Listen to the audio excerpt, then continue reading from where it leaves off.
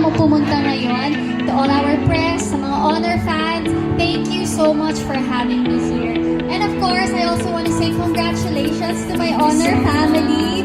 Naku, may bagong store na naman. I remember before, I think mga 2 years ago, pumunta ako sa first store opening nila. Sa ano pa yun? Sa SM Mega Mall pa. Mega Mall, Honor 70. Yes. Oo, yun yung parang unang store. With Khalil, right? Yes, with Khalil. Ngayon, grabe, dumadami na yung mga store. Umabot na tayo sa SM Baliwan.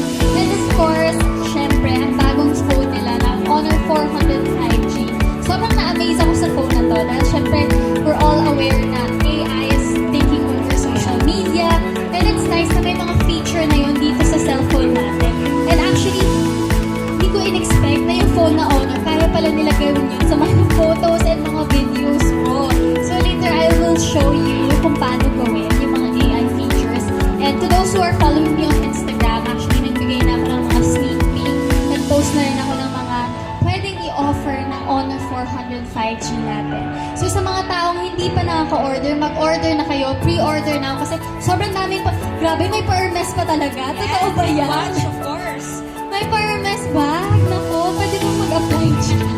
Hindi, bigay na natin sa mga taong gusto mag-pre-order. But again, thank you so much for having me here. Congratulations to my Honor family.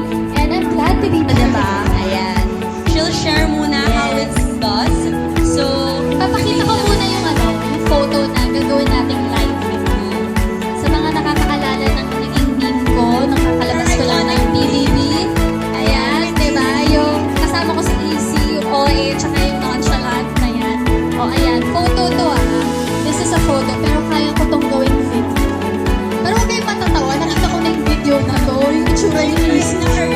So, I tried earlier. So, this is the photo, and I will make it into a video. Okay, ang dami kong selfie. So, punta lang po tayo sa gallery. O, diba? And then, ayan. There. Kailangan, sorry, bago pala natin gawin to, kailangan may wifi po tayo para ma-download lahat. So, anyway, punta po tayo sa gallery, and then you will see the create. Ayan. Agree. Agree. And then we go to image to video. Ay, teka, hindi tayo nakakonect sa internet. And then you just tap that photo and it will end up being like this.